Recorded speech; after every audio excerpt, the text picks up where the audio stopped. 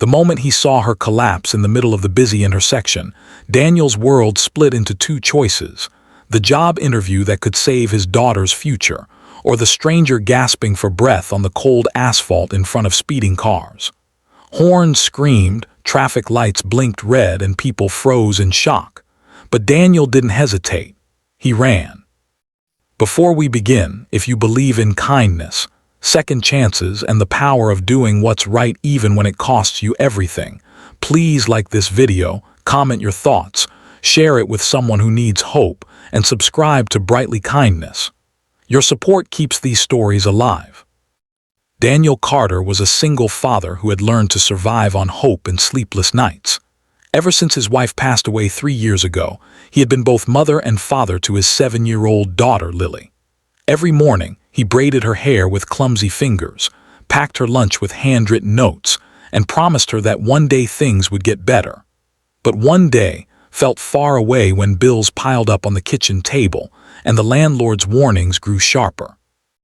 That morning was supposed to be the turning point. Daniel had an interview for a senior operations manager position at a powerful tech corporation, a role that could double his income and finally give Lily stability. He had ironed his only white shirt the night before, rehearsed answers in the mirror, and whispered a silent prayer before dropping Lily off at school. She hugged him tight and said she believed in him. That hug was still warm on his chest as he walked toward the corporate building downtown. The city was alive with noise, engines roaring, heels clicking against pavement, the rush of ambition everywhere. Daniel checked his watch. He had 20 minutes to spare. That's when he saw her. A woman in a striking red dress stepped off the curb, her heels catching awkwardly between the painted lines of the crosswalk.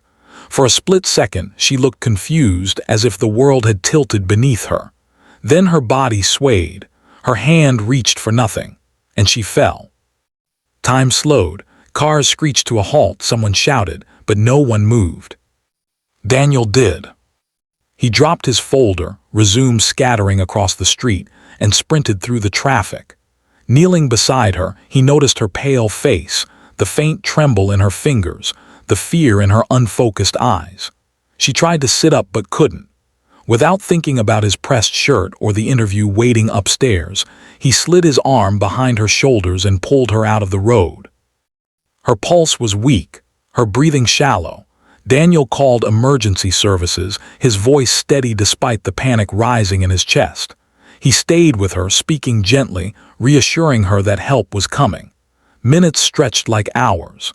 The glass doors of the corporate building stood just across the street, reflecting his kneeling figure, a man choosing compassion over opportunity. The ambulance arrived. Paramedics rushed her inside. One of them asked if he was family. Daniel shook his head. He was just someone who couldn't walk away. He glanced at his watch again. The interview had already started. Daniel felt a heavy ache in his chest, not from regret but from reality. He had prepared for months. He had prayed for this moment, and now it was gone.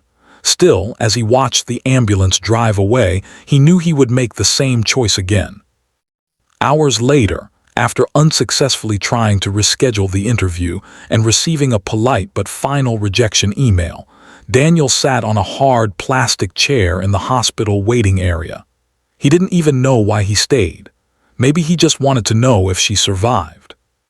The fluorescent lights buzzed above him. He thought of Lily, of her small shoes by the door, of the rent due next week.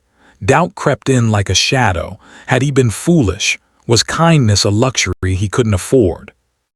A nurse finally approached him and said the woman was stable. Severe dehydration and exhaustion, nothing life-threatening. Relief flooded through him so strongly that his eyes stung. He stood to leave, ready to return to his uncertain life, when a calm but commanding voice called his name. He turned. The woman from the street stood in the hallway, no longer fragile, but composed and dignified despite the hospital gown draped over her shoulders. Her hair was brushed back, her posture confident. There was something unmistakable about her presence, authority wrapped in grace. She thanked him first, not casually, not politely, but deeply sincerely, as if she understood the weight of what he had sacrificed. Then she asked why he had missed his interview. Daniel hesitated but told the truth. He explained about Lily, about the job, about how he couldn't leave someone helpless in the road, no matter the cost. The woman listened carefully. Her eyes softened, but there was also something else: recognition. She told him her name. Olivia Grant. Daniel's heart skipped. He knew that name. Everyone in the industry did. She was the CEO of the very company he had interviewed for, a leader known for sharp decisions and relentless standards. She had been on her way to a critical board meeting when exhaustion overtook her. And the man who had given up everything to save her life was the same candidate who never showed up. Olivia explained that she valued skill, experience, and intelligence, but above all, she valued character. She said that any company could teach strategy and systems, but integrity could not be trained. It had to be lived. She told him that from her hospital bed, she had already called the hearing committee. Daniel felt the world tilt again, but this time in a different way. She offered him not just the position he had applied for, but a higher role with greater responsibility. She said anyone willing to risk their own future for a stranger was someone she trusted to help lead her company. Daniel stood speechless. All the worry, all the doubt, all the sleepless nights, they seemed to dissolve in that moment. That evening, when he picked up Lily from school, he knelt down and told her that sometimes doing the right thing feels like losing. But sometimes, it's the very thing that changes everything. Lily hugged him tighter than ever before. Life didn't become perfect overnight. There were still challenges, long hours, and sacrifices. But now there was stability, there was hope, and there was the quiet confidence that kindness had not betrayed him, it had elevated him. In a world that often tells us to look out for ourselves first, Daniel chose differently. He chose humanity over ambition, compassion over convenience, and in doing so, he proved that success built on integrity stands stronger than success built on selfishness.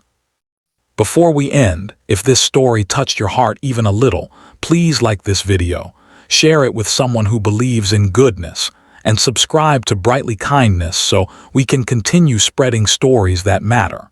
Your engagement truly makes a difference. And here's a special request: comment the word kindness below if you believe that doing the right thing will always come back in ways we never expect. Because sometimes, the interview you miss becomes the blessing you never saw coming.